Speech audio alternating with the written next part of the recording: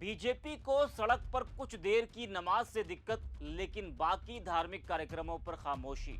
योगी के नमाज वाले बयान पर अखिलेश यादव और ओवैसी की पार्टी का एक बहुत बड़ा बयान सामने आया है। इस वीडियो में हम इसी पर करेंगे बात।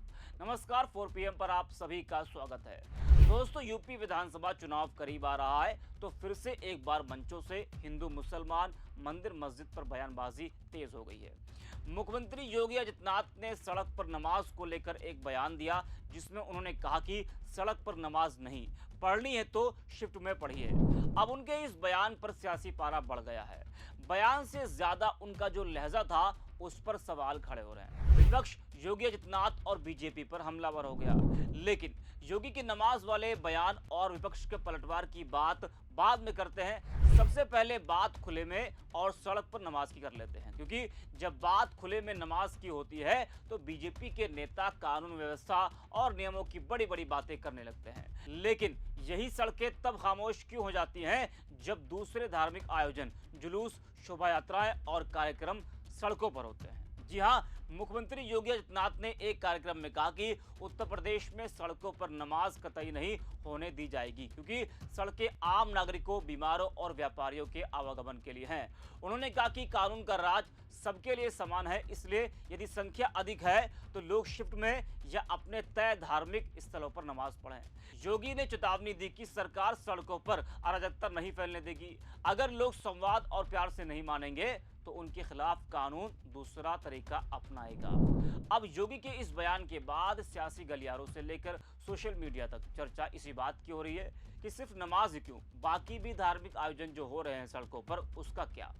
अब योगी के बयान पर अखिलेश यादव का गुस्सा फूट पड़ा। अखिलेश यादव ने योगी के बयान पर कहा कि सड़कों पर क्या होना चाहिए, क्या नहीं होना चाहिए, इसके नियम हैं। अखिलेश ने आगे कहा कि जहां तक सड़क की बात है तो हम चाहते हैं कि सड़कें और चौड़ी हो। वो इसलिए यह मुद्दा उठा रहे हैं ताकि बहस दूसरी तरफ चली जाए। हमारी बहस मुद्दों पर न रहकर दूसरे विषयों पर चली जाए। कौन सड़क पर नमाज पढ़ रहा है, और अगर पढ़ भी रहा है, अगर जगह कम है तो क्या दिक्कत है। वो चाहते हैं कि हम दूसरी तरफ उलझ जाएं, लेकिन हम लोगों ने भी भाजपा से सीखा है, हम इनकी बातों में नहीं उलझेंगे। हम पहले पूछेंगे कि नीट का क्या हुआ, या बताओ 69,000 लोगों का जो आरक्षण लुटा है उस बारे में पूछेंगे।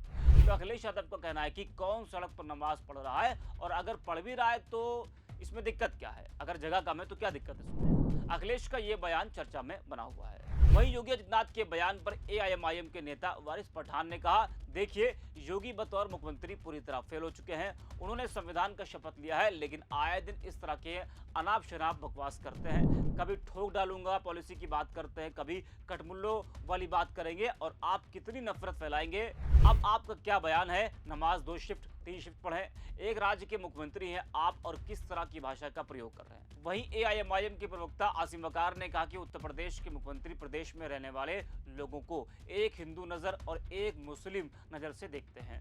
आसिम वकार ने कहा कि लखनऊ में लखनऊ यूनिवर्सिटी के सामने बड़े हनुमान जी की मंदिर के लिए पूरी सड़क बंद कर दी गई है। यह भी कहा कि CM योगी को यह कहना चाहिए कि वे सिर्फ हिंदुओं के मुख्यमंत्री हैं, मुसलमानों के नहीं। जरा आप भी सुनिए आसिम वकार। योगी जी का बयान एक मुख्यमंत्री का बयान नहीं हो सकता। मुझसे भी लोग पूछते हैं कि यूपी में किसका राज है, तो मैं बोलता हूं कि सांप्रदायिकता का राज है।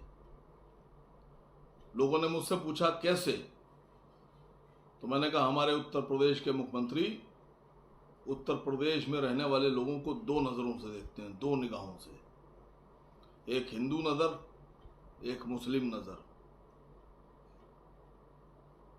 वो उत्तर प्रदेश जिसके मुख्यमंत्री ये कह रहे हैं कि हमारे उत्तर प्रदेश में सड़कों पे नमाज नहीं हो सकती, नमाज पढ़ना है तो 2 शिफ्टों में पढ़ो।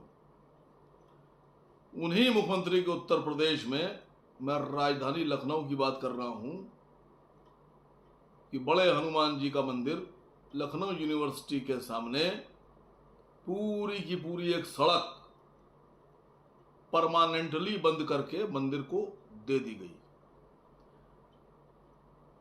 अभी 2 साल पहले तक के उस सड़क के ऊपर आवागमन था, ट्रैफिक चलता था, कारें, बसें, स्कूटर, मोटरसाइकिल। लेकिन उस सड़क को बंद करके मंदिर के साथ जोड़ दिया गया और ट्रैफिक को डाइवर्ट कर दिया गया। इधर से जाएंगे लेकिन सामने से नहीं जा सकते। ये कानून का राज है कि मुसलमान तो नमाज नहीं पढ़ सकता सड़क पर, लेकिन पूरी सड़क बंद करके मंदिर के हवाले कर दी गई। दूसरी बात इसी राजधानी लखनऊ में बता रहा हूं कि जिसको लोग समझते हैं कानून का राज है, नाका चौराहे पर एक ओवर ब्रिज बना है। उस ब्रिज के नीचे जब आप ऐशबाग से चलेंगे और हुसैनगंज की तरफ जाएंगे तो एक मंदिर है बीच में, पुल के नीचे। उस मंदिर की वजह से पूरी की पूरी सड़क डाइवर्ट कर दी गई है। ऐसे करके जाते हैं लोग, ऐसे करके, लेकिन उस रोड को बंद कर दिया गया क्योंकि उसके ऊपर मंदिर बना था, सड़क के ऊपर, सरकार की जमीन के ऊपर। और योगी जी बता रहे हैं कि कानून का राज। कभी सोचिएगा दिल पर हाथ रख के कि जिनको आप कह रहे हैं कि शिफ्टों में नमाज पढ़ो, सड़क पर नहीं पढ़ने देंगे, तो आप साफ साफ बोलिए ना कि आप मुसलमानों के मुख्यमंत्री नहीं हैं, आप हिंदुओं के मुख्यमंत्री हैं। आपको बोलना चाहिए, हमें बुरा नहीं लगेगा। देखा और सुना आपने योगी की नमाज वाले बयान पर जमकर बवाल मचा हुआ है। सोशल मीडिया पर भी लोग लगातार कांवड़ यात्रा की वीडियो शेयर कर रहे हैं, जिनमें कहीं हंगामा हुआ, कहीं नियम टूटते नजर आए। इसके साथ ही अन्य धार्मिक जुलूसों और कार्यक्रमों के वीडियो भी तेजी से सोशल मीडिया पर वायरल किए जा रहे हैं योगी आदित्यनाथ के बयान के बाद। सवाल यह उठ रहा है कि अगर सड़क किसी धार्मिक आयोजन के लिए नहीं है तो फिर ये नियम सिर्फ नमाज पर ही इतना सख्त क्यों दिखाई देता है। ब्रज श्याम मौर्य एक्स पर एक कांवड़ियों की वीडियो शेयर करते हुए लिखते कि बीते दिनों सीएम योगी ने सड़क पर नमाज पढ़ने को लेकर अपनी तीखी टिप्पणी देते हुए कहा, सड़कें चलने के लिए है, अराजकता नहीं फैलाने देंगे। आवागमन बाधित करने का क्या अधिकार है उसको, जहां नमाज का स्थल है वहां जाकर करो। पर वहीं दूसरी तरफ यूपी में योगी सरकार के आने के बाद से कांवड़ के नाम पर जो उपद्रव सड़कों पर दिखाई देता है उस पर योगी जी ने कुछ नहीं कहा।